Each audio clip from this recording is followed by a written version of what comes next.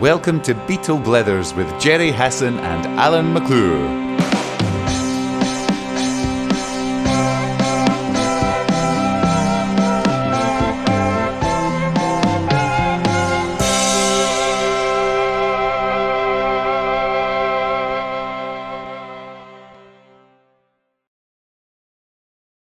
Welcome to Beatle Blethers, Episode 3, Season 2, in which we are very happy to welcome author B. Martinez-Gatell, who has written a superb book that Jerry and I have both enjoyed on the fascinating subject of female fandom through the ages. There's the cover there, which of course touches heavily on the subject of the Beatles, but not just the Beatles. And I was fascinated by the level of precedent that there was for Beatlemania. But very warm welcome, B. Thank you for joining us. Thanks for having me. Yeah, thank you. Thanks for coming. And I know Jerry's very keen to find out what got you started on this particular topic. What was it that drew you in? I know. I'm just saying, B, it's such an audacious book, and I'm a big admirer of audacious books.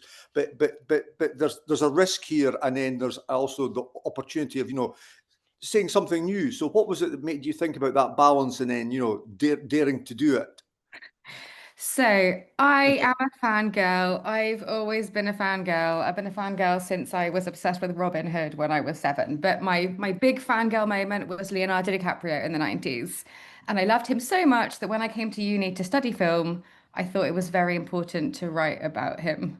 So I wrote 2 dissertations about Leo. But as I was researching Leo and female fandom, I guess we often think it's like quite a new phenomenon. Maybe it starts around the 60s with the Beatles. But as I was researching, I kind of uncovered the idea that this went way further back, all the way back to the 19th century. And I was really like shocked that no one had really written about it as a continuous story before. So then I guess I started mapping the history, and the book revealed itself to me, I suppose.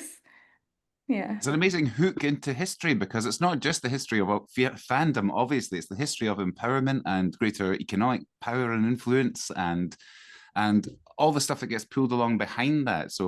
And it's often treated quite trivially, I think. So your book is a really welcome look at how important it's been for culture for everybody, not just young female fans.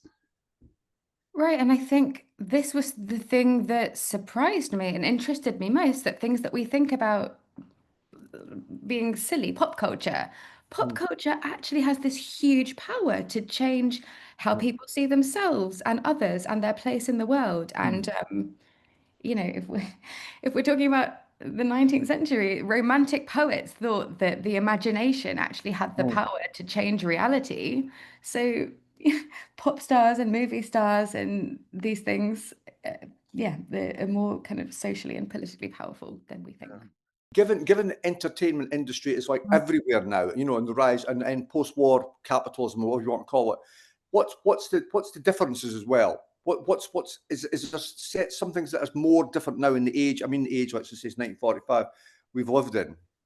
Okay, so what is always the same is that the entertainers who do best with their fans are the ones who are connecting emotionally with them. Whether it's Byron writing his poetry, or Taylor Swift putting Easter eggs into her poems, or the Beatles. I mean, we'll get onto the Beatles, I know we will, but this kind of authentic person-to-person communication, where before the Beatles we had Cliff Richard, who was fine, but was very sort of mediated through his press agent. And I guess it's all about authenticity and connection. And that's what hasn't changed. The mediums have changed. Now it's TikTok. But I actually think very little has changed, really. Yeah. One thing that I thought was amusingly consistent for each example was that they all come out of they're all fighting against a still existent, quite conservative kind of consensus where roles are concerned and obligations are concerned and things. So every new generation seems to have this battle to some extent, that there has to be the new force that's speaking truth to the young folk kind of thing, where the establishment is maybe the more kind of fustier, patronizing side of society, which is a lot less fun. Yeah, and the anxieties are always the same. Really, then, until we get to the Beatles, when suddenly the parents of Beatlemania girls sort of remember their love of Frank Sinatra, and Hmm. fandom starts becoming a bit of a kind of more normal part of being a young person. Yeah. Yeah, I was really delighted to read your notion that the female fans really deserve the title of the fifth Beatle, because that makes a lot of sense to me. You know, they were there before Brian or before George Martin or any of the others. You know, and I really like that thought, and they're still there now. You know, and their grandchildren are there with them as well, which is quite lovely. That's Yeah, one. I mean, and as Al was saying, I found this honestly, I found it an uplifting book, and you know, I mentioned Audacious, but it's just there's so many interesting things, as Alan's saying, kind of pioneers and people breaking through. I mean, the fifth Beatle point's a great point, and I liked, you know, when you were concluding on Sinatra and Elvis and the Beatles still having this power, and it's difficult now looking back to remember the revolutionary power of all of these and the transformative power of them. And I think, you know, we can maybe just segue into the Beatles here. And it's so true of the Beatles and those of us, all three of us who've grown up after them, to understand what the world was like before them. You know, like you made the cliff point. You know, it changed. They changed so much.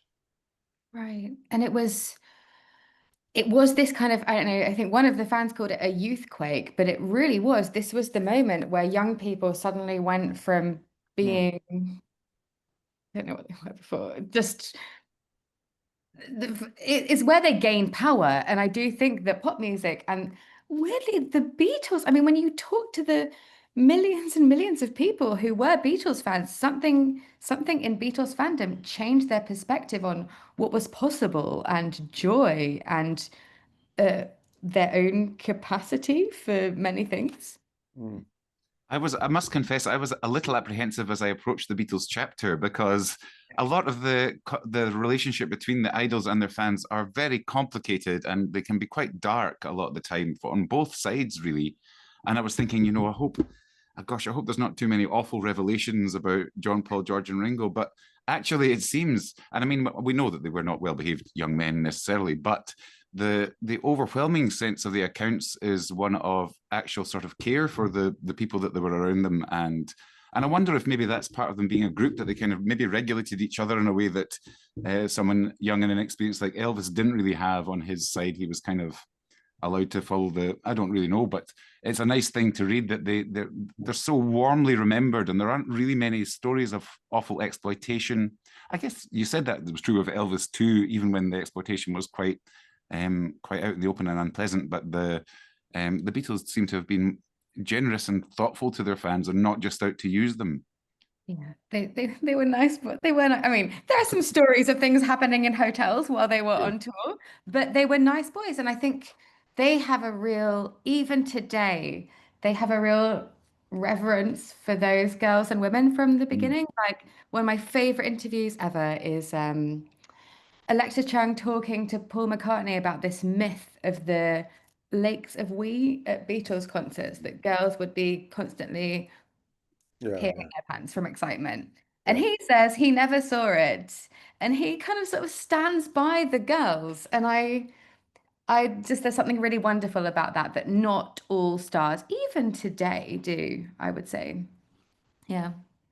Yeah, absolutely. It is. There are some very, excuse me, sad stories. And your book begins with Byron, who becomes an archetype almost, doesn't he? And an element of the fandom there, or an element of the fascination for a lot of women, particularly maybe some of his more aristocratic fans, or more already empowered fans, was the notion that they might be the one to save him. They might be the one that he's talking to when he in his poems. And I wondered if you feel there's an element of that with any of the Beatles individually or as a group. They always seem so self-assured and in no need of particular help to me, which is the opposite almost of Byron's kind of tragic hero. That's such a great question. I would say they personally didn't seem to need help, but I think their songs seemed to be expressing like a new type of masculinity, or a new sort of model for relationships. Like, I want to hold your hand. And Like I love If I Fell as well. These are just like really lovely, vulnerable, Mm. coming from rock and roll where it was completely different. So it wasn't about saving, but it was definitely about giving women a picture of a new sort of type of more balanced relationship of reciprocity, I would say. What do you two think? Yeah, I hope that's what it was, and it was. I think that because you talk about the early days and the role that female fans had played, or we should just say fans generally, but they were overwhelmingly female in a lot of the contexts, was so grassroots and so organic. It was not really a manufactured thing, and so the lads themselves seem to have been keenly aware of that and keenly aware of the role that that had played, and so they wanted to talk to those fans and let them know that they were seen and heard, which I guess was not necessarily the norm. I loved what you'd said about, I had never heard this before, the notion that John and Paul had this kind of mythical she figure who evolved through the years from song to song as they evolved. Can you tell us a wee bit about that? That comes from Ken Womack. It's his theory, but I think that they would actually talk about, they would say like there was a her, she didn't have a name, but they always knew that she was the one. And in the early songs, she Mm. is this needy girl who needs protecting. And by the time we're in Norwegian Wood, she's sort of rejecting him, and he's the one who's sort of chasing after her. Mm. So Paul and John had her in their minds, and she grew up alongside them, just like the female fans grew up alongside the Beatles. I think people talk about the kind of teeny bopper days and the serious days, but let's remember that those young teenage girls actually had grown up by the late 60s. So they sort of grew up together. And that's something I love about all the stars in the book, really. Women who grew up with Sinatra, who were then going to see him age like 60 at the Sands, Mm. developed together. Yeah. Yeah, there's something about people growing up with the Beatles and all the stars you're saying, and sometimes, I mean, that can be a constraining factor on. I mean, this is maybe one of the reasons why the Beatles broke up. The fact that being in such an innovative, growing phenomenon, eventually, the limits of how you can grow in that, and they kind of maybe outgrew that. And I'm wondering what sometimes. I mean, some of the great artists, the Beatles did this, Sinatra did this, people like Miles Davis and Dylan did this. They have this relationship with fans where they sometimes push beyond the boundaries of expectations, don't they?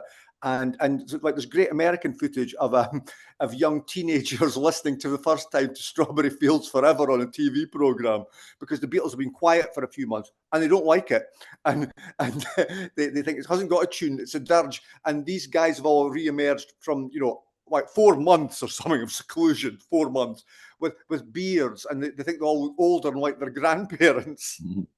Completely. And actually, I find that transition moment really fascinating because Yeah. before that is when really the Beatles started being marketed to really young children. Like they'd become these sort of Yeah. cartoon character, buy the toy and the wig and the so these young children Yeah.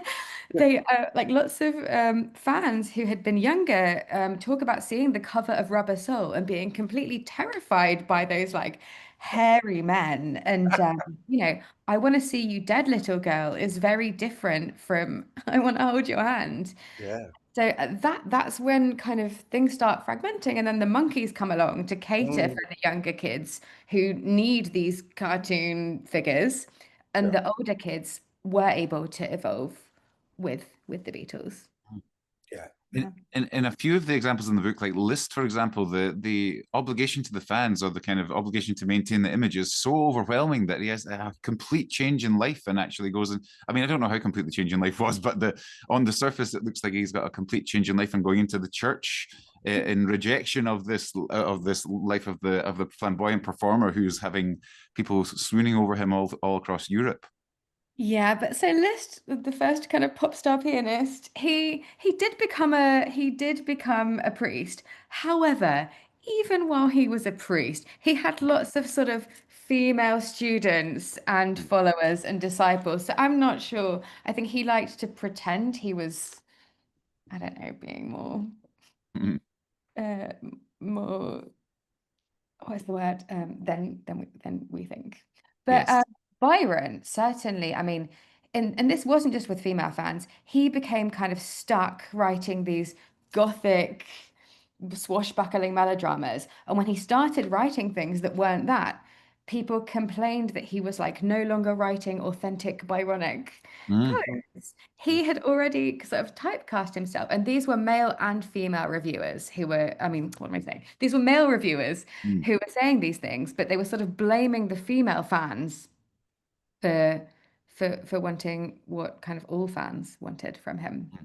Yes, methinks the gentleman did protest too Oh, yeah, much quite a yeah, lot, yeah, didn't they? I mean, yeah. there's a lot of kind of projection going on about these crazy women. Look, they're throwing themselves at this amazing piece that we're also throwing ourselves at. It's quite amusing.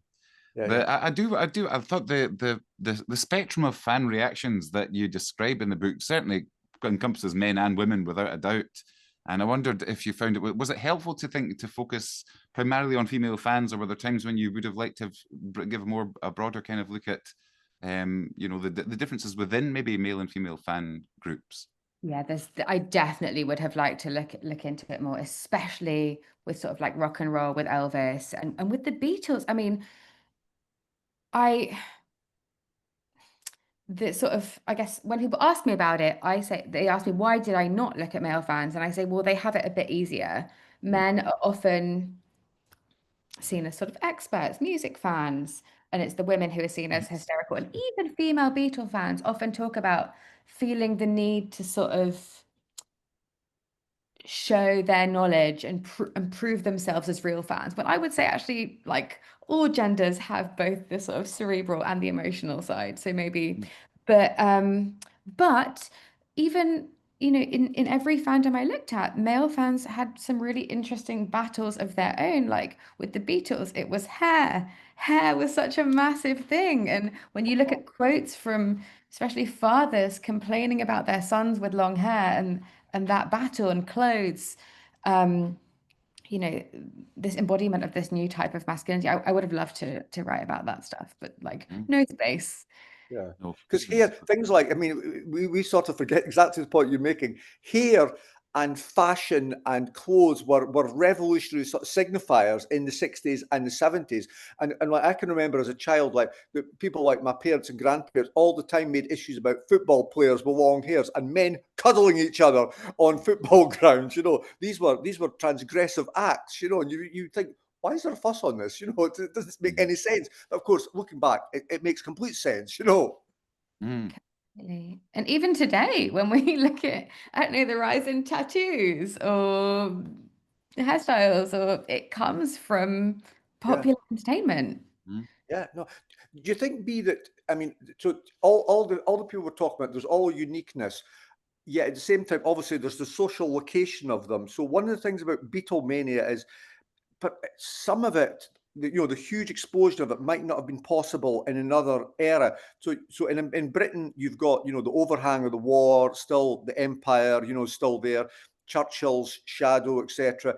In America, famously, people reference the Ed Sullivan Show just comes after the assassination of JFK. Is there something about the moments of those societies were waiting for something to explode to or identify with, believe in? Completely, I would say. And that was something that in each chapter, Yeah, sort of the social moment became yeah, clear. And suddenly, and it's hard to say whether is it the Beatles came along at the right moment and they became symbols of these new things that were happening, or yeah, was it that the Beatles happened and then they helped sort of be figures to push this newness forward? And that's really hard to say. But yeah. the Beatles moment is completely fascinating, especially for women with like the pill and the Profumo affair. And I guess so that there's a really important essay on Beatlemania from Barbara Ehrenreich about, she said, like, look at photos of Beatlemania and you think it's like a protest from women's lib. You just see lots of women in the street in 1960 clothes fighting against police officers. Yeah. Um, Girls had just never had the freedom to be so No. wild in public before. And then it sort of became this dress rehearsal for proper feminist protests later. And lots of feminists talk about their first experience of that sort of female solidarity and collective power came at Beatles concerts, which is just completely astounding, really. Yeah. And as you say, it's a solidarity that they felt with the band themselves. Like they were felt that they were being heard and being spoken to directly. There was a real personal relationship going on, which is quite lovely. And one of my favorite stories is John being on stage. This is in the book, saying like, "Go ahead, like let yourselves go crazy. It's not our place anyway." Just and to yeah, to be in a place where that's allowed. And I think that is these spaces of popular entertainment, even like back in the 19th century theatre, when you were supposed to be the angel of the house, when your job was just to be at home and look after your children, to have these small moments where you could be in public with other women crying and swooning, it was really rare. Eating bonbons, you were saying. Yeah. Exactly. So what seems trivial actually can be really important. Mm. Yeah, I enjoyed the fact that and I definitely related to the idea that one of the most appealing things about the Beatles, I mean, we can certainly go into the kind of the sexual side of it for fans and things, and there's no question that was a huge element, but they just seemed like such fun. It seemed like a bunch of folk that would be fun to hang out with, and it's almost like, I mean, well, it's odd to say this on a Beatles podcast, but we kind of lose a lot of sight of what was brilliant about it by over-analyzing things. It's such a visceral kind of, this is just great, and you don't really need to go any further than that, I think.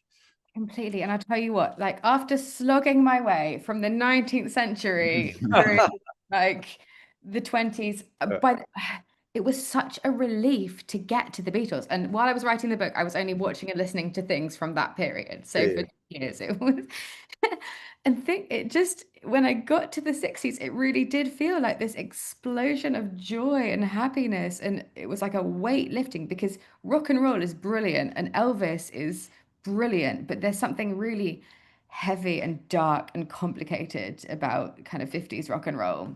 Mhm. And then by the time it gets to the 60s, Beatles were just a joy to write about. Yeah.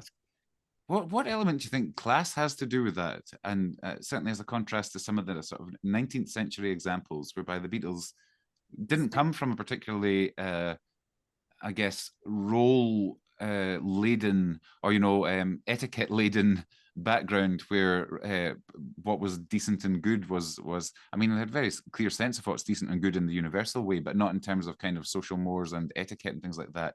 Did that make them easier to love? Is that a way to put it, do you think? That's a really great question. So I'm going to take it back to the 19th century for a second because these stars who sort of break through have never completely been of the like upper ruling class. So part of the panic around Liszt in the 19th century was that he was just kind of Mr. Nobody from nowhere whose talent was piano. And before Liszt, before that time, musicians, their job was just to play for kings and to be at the mercy of their bosses. And suddenly, these celebrities who don't come from good families have this real power. And that scared people because it meant that sort of anyone could command a huge crowd of people. And if you've got a huge crowd of people who are excited about you and you're not like a king or a military leader, that's quite scary. So it sort of starts with Liszt and then Rudolph Valentino in the 1920s in Hollywood, Italian immigrant, definitely not the type of person who you would imagine would be the kind of biggest star of his age. And by the time it gets to the 60s, it was just, I think that was one of the things that was most relatable about the Beatles was they weren't putting on these posh accents. They were coming with their proper Scouse, amazing accents and being themselves. And that made them far, far, far more relatable. And this was at the same time, I love Michael Caine. And Michael Caine talked about this moment as well, coming with his like Cockney accent and just saying like, this is me, take it or leave it. And this was the first moment where sort of, yeah, the world was sort of opening up, I would say. Yeah, there's a democratization going on there, isn't there? That is, you know, I would think we sort of haven't completely finished clearly, or there's been retrenchment and reaction, and of course that democratization hit buffers at points in the 60s. There's a great, was it Ted Heath who, there was one Tory, Ted Heath or Alec Douglas Hume, who made a speech in '63 where he lambasted the Beatles as being common and their accents, and he had to, I think he had to apologise for it or something. We won't be voting for Ted, I think, is what John said. That's right. But you know, it's always true when things are changing. There's always like kickbacks and so on, and things as people push through, you know. And there were bits of the establishment very, very fusty and disapproving to begin with, and then they sort of piled in or tried to embrace and even incorporate the Beatles. I guess it's true of all social change, really. Right, and then within a few years, we have the epic performance at what was it? The Royal Variety Show, the Yeah, like rattle your jewelry moment I know. where the Queen Mother laughs, and that is just shocking that that that someone could sort of be making a joke at the expense of the royal family, and that'd be okay, and them joining in fact. Yeah. And it's always worth remembering that I guess 99.99% of the entertainers employed at the time wouldn't have gotten away with that joke. It was John. It was because it was him and his electric, or just him being him, seems to, you know, although we do like to ascribe, it's almost like saying, you know, the George Martin, the Beatles would have been nothing without George Martin and things like that. There's lots of folk and lots of circumstances without whom they wouldn't have been as we knew them, but none of those things alone could make the phenomenon. It had to be those four lads and in that time and their relationship with each other. Yes. That's so right. And actually, it being John, if you watch that clip, you watch him say it, and then you watch his like adorable little like cheeky smirk, wince. Of course, you're going to forgive him because he's so cute. Like, no one could be immune to that. I don't know. There was something that felt really inoffensive about them, and that was the Trojan horse, really, I would say. That's great. It's been said that they were considerably more subversive than the Stones, really, just in the sense that they reached so many more people and in a more subtle and less kind of combative way, maybe. And that is the way to persuade folk, isn't it? It's not really by bludgeoning them all the time. But even the Stones, I mean, I was actually thinking about them this morning, that we talk about Beatles v Stones, but actually, when you look at super early Stones and the little fan magazines they were making with I don't know, what does Mick like to eat for breakfast cooked by his mother? They were also just kind of fodder for teenage girls to begin with, in exactly the same way, really. Yeah. I have to ask, did you have to sort of get to know the Beatles for the first time for this book, or had you already been a fan?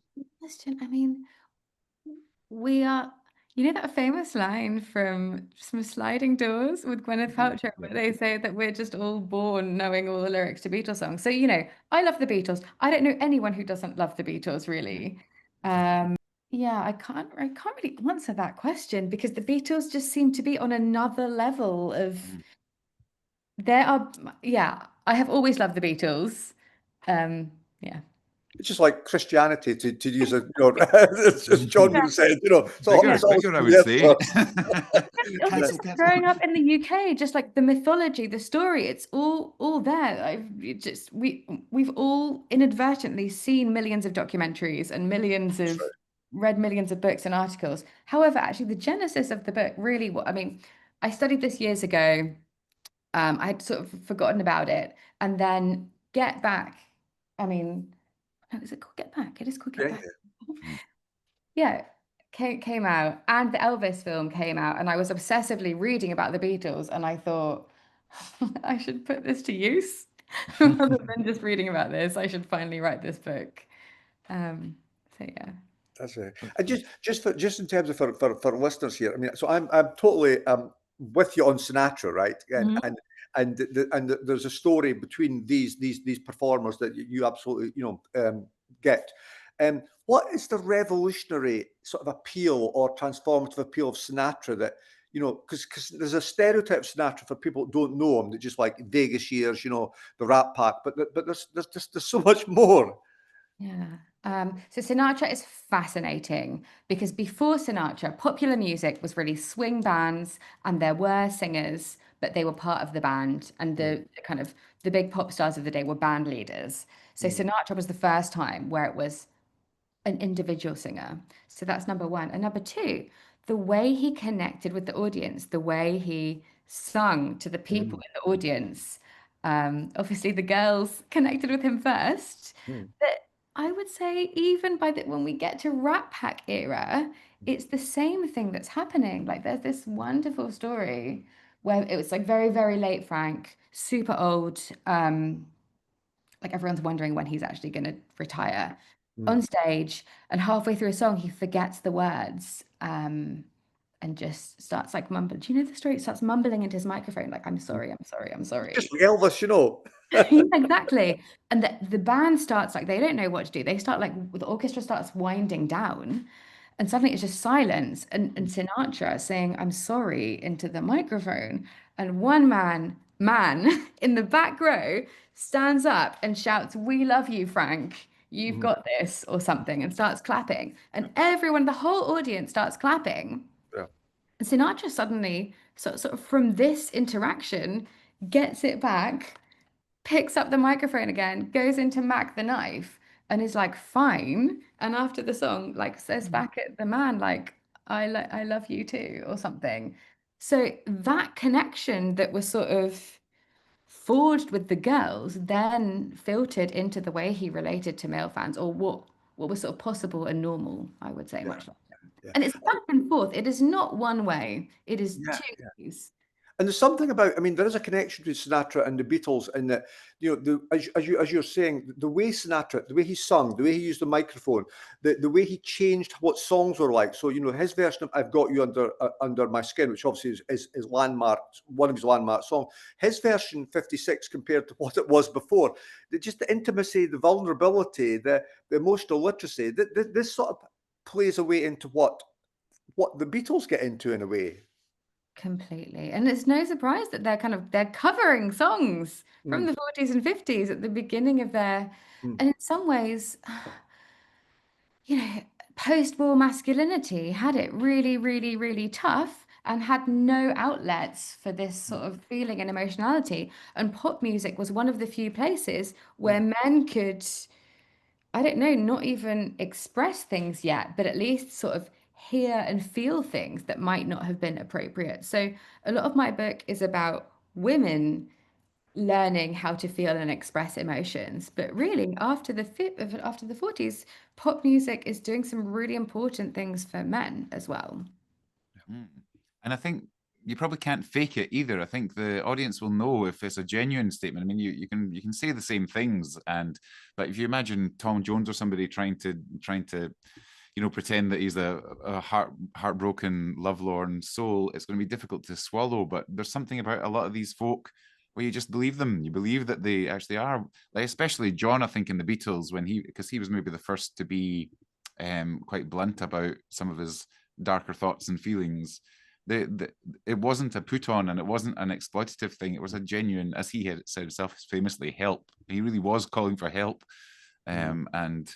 And the audience must have been a help, for as long as they were willing to keep touring. That must have been a huge part of their sense of themselves, that reaction. Completely. I mean, without fans, pop musicians are just sort of singers. But that authenticity thing is really interesting, and it's not always the people who are the best singers or the Byron wasn't. I love Byron, but he wasn't the best even of his day. Bob Dylan is not the best singer, but you know, I Lorca. know folk who would disagree, but yeah, we know what you mean. Federico Garcia Lorca calls it like duende, this weird authenticity, this thing in the voice that's just sort of real. And fans respond. Taylor Swift isn't. I mean, I can just list people who aren't the best singers, but you know what I mean. It's just putting something real into it. Yeah. I wonder if we can bring this sort of to the present day. I wonder whether the opportunity to build that fan relationship still even exists, or if can it be replicated digitally? Can that sense of communality and that kind of the almost infectious element of it, when we're not really living in a time of live music, accessible live music, you know, big stars are still touring, but they're playing stadiums at £300 a pop, and the idea of popping out at lunchtime to go and see the local band playing in the wine bar, or in the, sorry, I should say, the basement, is I don't know how often that's happening. I wonder if there's going to be another phenomenon where it's an organic grassroots thing.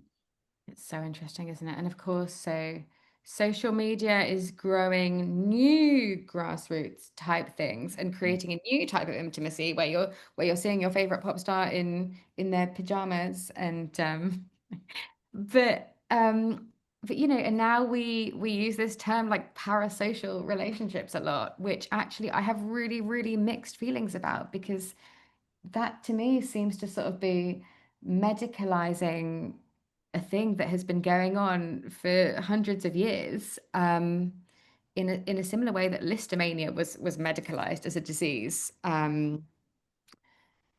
We have more opportunities for people to spend perhaps more time than they should obsessing about celebrities. I mean, just look at Swifties, but I don't think it's as unhealthy as many people say it is these days. Yeah. I wonder if one thing that's different is that the anonymity of the fan is maybe gone, in that the being lost in a crowd might have been, or is part of the attraction of that kind of lovely liminal space where you're just being carried along. And there's a lot more focus on, I mean, for one thing, you're quite often looking at yourself, as we are now, you know, as you interact with the world. So it's, there's a, maybe that's one part of the experience that might be difficult to replicate in an online environment. That's so interesting. But I think that so much, I guess there are a few parts to fandom, and one is sort of connecting with the people, and then, but being in this group, I think, yes, being physically in a group with your other fans is a magical experience, but being together in a forum or to be all talking in the same Discord is another form of togetherness. Um, and I do find it, the return of like huge stadium tours is quite interesting. In that, even with the Beatles, I saw someone say the other day, a male, he was an academic, a Beatles academic, and he was saying, well, you don't come to Beatles concerts to hear the music, do you? You here to just be in the room with him and other bands, which is exactly what the girls were saying in the 60s. And I do like the way that now things are even more participatory. So if you go to a Taylor Swift concert, you dress as your favorite Taylor Swift song, or the star sort of sets the mission for everyone coming. In the day where we are kind of stuck to our computers and our phones way too much, the opportunity to still come together sometimes, I think, is actually really important. I took a train through Edinburgh. Actually, I was coming back from a union conference on a day that Taylor Swift was playing at Murrayfield, and the I don't know Taylor Swift's music very well, but I taught a lot of 8-year-olds who were huge fans, and you know, I'm grateful to anyone who introduces young folk to music with that level of enthusiasm. And the thing that really struck me was the family element, which you speak about with the Beatles too. It was grannies and mums and daughters in pink cowboy hats in the train, and it was a really lovely festive atmosphere, just genuine, that thing of, this is just about going out and having a fun time together with a bunch of like-minded people, for a wee bit of a break from from the world, I suppose. So I think thumbs up to her, though I'm very happy not to be her target audience. You know. But I find it fascinating that your 8-year-olds love her, because that's sort of a Beatles thing. I Mm. mean, those shouldn't be songs that the 8-year-olds love, but they do, you know what they love about her? Some of it must be just the popularity that you're supposed to love her. Okay. But I guess I don't know, because I'm not really familiar with the material, so I couldn't say. I couldn't say. But they enjoyed singing along together, like they'd sing her songs out in the playground and things like that. I wasn't paying close attention to the lyrical content, I must confess. But yeah, there are lots of less healthy iterations of her fascinations, I imagine, like relationships and things online, than her take on them, I'm sure. So maybe she's the same kind of safe kind of guide that maybe the Beatles were at one point, and even maybe the likes of Elvis for some folk. Completely. And I think, when you were talking about the kind of multi-generational joy thing, joy is something that it's really important that is sort of dismissed as trivial, but joy is what brings people together. Joy is what helps people find commonalities. If we're going back to sort of rock and roll and like desegregation, like this dancing, listening to music, being together, Yeah. finding things in common is actually just so important in this world where, I mean, to me, if there's like one message from this book, it's really that in this age of hate online, fans, hopefully, a lot of fandom is about joy, which is more important than we think. Because you cited her earlier, Barbara Ehrenreich. She wrote that great book, Dancing in the Streets: A History of Collective Joy, and it's just a great book about people coming together and being, collectives, and it can be celebratory, it can be just for fun, but people have meaning and power as a collective. And I thought we sort of touched on, there's that thing about the power of that and the positivity of that, and yet the attempt by authorities to control and corral that. And I think one example she uses, the way the football authorities tried to use the Mexican waves to make it like, yeah, you do an official Mexican wave. Oh, And brilliant. yeah, Wow. so after, because obviously a Mexican wave, like lots of things we are citing, grew up organically, fans just being fans. And yeah, I wonder about the future in terms of like, post Taylor Swift, of like the way that rock concerts and lots of things have these tiered ticket offers now and so on, the VIP thing, the way that, rock and roll was this egalitarian thing. There's something being eroded a bit, and I just wonder, as you say, in an age of, without ending on a negative point, in an age of hate and the inequality we have, that something sort of being eroded, and how we can, can we, not have that at some point, in the future. Completely. And the same thing is happening to football, right? You used to support your neighborhood team and like walk down the street every Sunday to go to the game, and now you can't get tickets. It's such a difficult question though. I wish there was an answer. Yeah, yeah. But that's definitely what's happening to in pop music as well. And it's coming from both sides as well, where there's more and more pressure on the artist with ticket prices being so I know. extortionate, put on this bigger and bigger show, which is just it's sort of not good for anyone.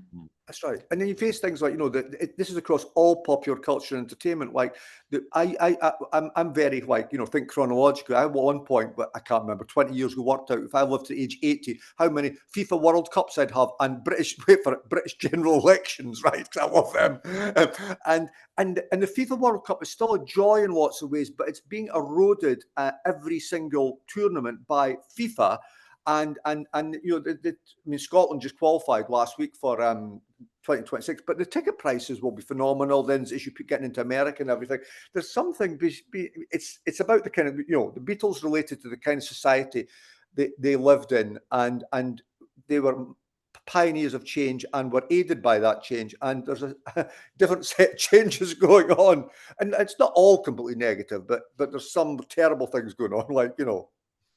And I also think that just the way we consume culture now is so different that there Yeah, never again will be like one. I mean, Taylor is the exception, really, but everyone is in their little bubbles, enjoying the little niche things that they like. yeah. So and I think things are just going to continue to fragment more and more and more, and probably AI will be making us fake pop stars to our own perfect Yeah, personal. yeah, we could be getting new Beatles albums. We're not that far off that Don't. yet. That's No, been happening. Folk have been doing that for a while now, making AI mock-ups. And the delightful thing is that they wouldn't fool you for a nanosecond.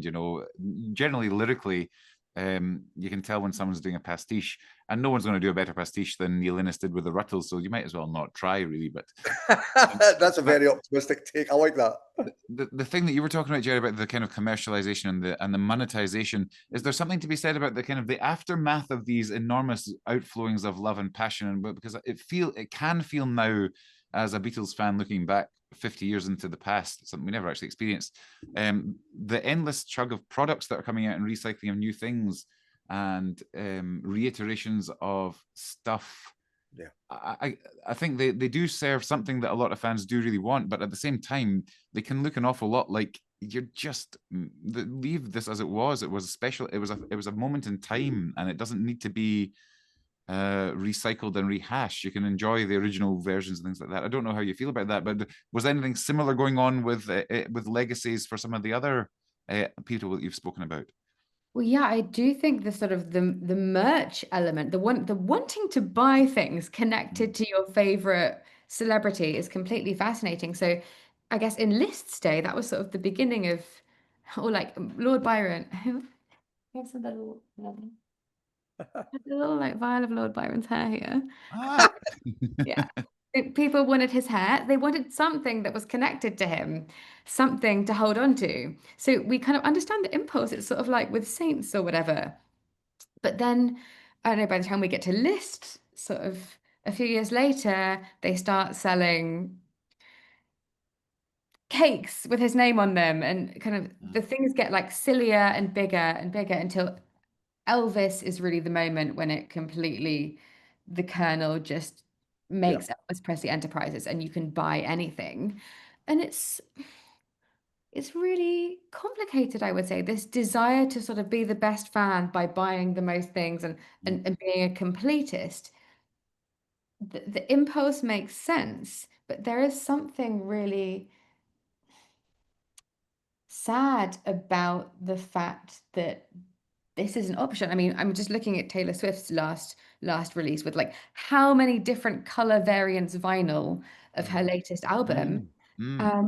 You shouldn't need all of them. And in musical terms as well, that it's obviously a spectrum, but it's tempting to think that you're maybe a truer fan if you've danced your arse off one time to one song than if you're someone who's meticulously cataloging and color coding and chronologically organizing and taking notes and things like that about the product. It's like a different element of the fascination.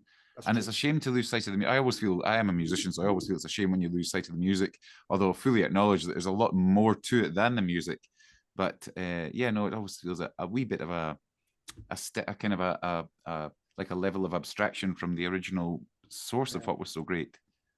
Yeah, there's also something going on at the moment with the Taylor Swift one's different from the continual extraction of from past artists. Alan's sort of hinting at that in the way that like it's practically like trying to the way that the box sets have got more and more luxurious and overpriced and ridiculous really, and it's kind of like an extractive model. I think as somebody who's in that in a way, but like goes, oh my God, but some of it. It's trying to extract the last bit of value out of the aging gammon male market in a way, and I guess and then there's the people who, because there's folk, there's people collecting for thinking it might be worse stuff. Then there's people who need to collect everything because they're that way, and there's sort of a mostly male, obsessive collectiveness on that.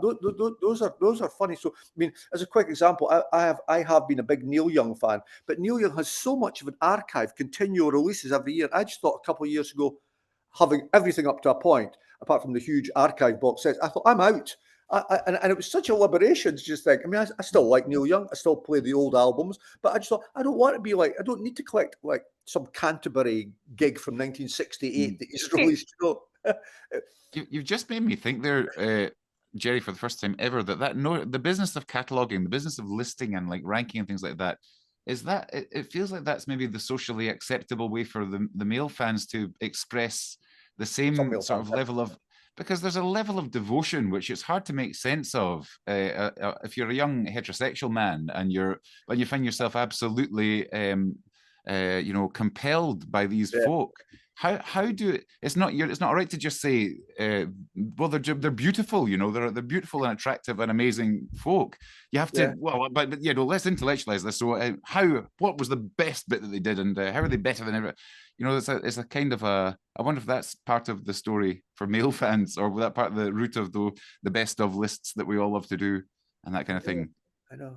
I would say it's like also just a general part of sort of socially acceptable fandom. And something I thought about a lot while I was writing the book is like, what is the difference between an academic and a fan? I mean, a Byron academic who has a fan site with all their favorite paintings of Byron and has collected all of his obscurities. I mean, that's really just a fan, and it's a sort of socially acceptable, like the number of academic essays about whether he was gay or not and like who he slept with. Okay, they're academic articles, but these people are also fans, and sort of study and seriousness sort of tries to remove the emotion from fandom and the enjoyment of something, but the emotion is still there. It's just sort of hiding. Yeah. Well, we're running low on time, unfortunately, so we should probably kind of wind it up. I loved the conclusion that we came to about 15 minutes ago, that was joy is important in the world. And I think that we probably all agree that the Beatles have always been and continue to be agents of joy, whatever else they are, which is a wonderful thing. Collective joy and individual joy, and joy that's not completely controlled by our, you know, authorities, or etc., corporates. Yeah. So thank you, B, for your book and your time. I really appreciated it. I really enjoyed your book. And I think it's added, again, it's a rare thing to do. It's added something to the understanding of the Beatles and other subjects we've talked about. Thanks so much. It's been such a nice conversation. Right, it's great. It's been great. An absolute pleasure, B. Thanks again. Thank you again.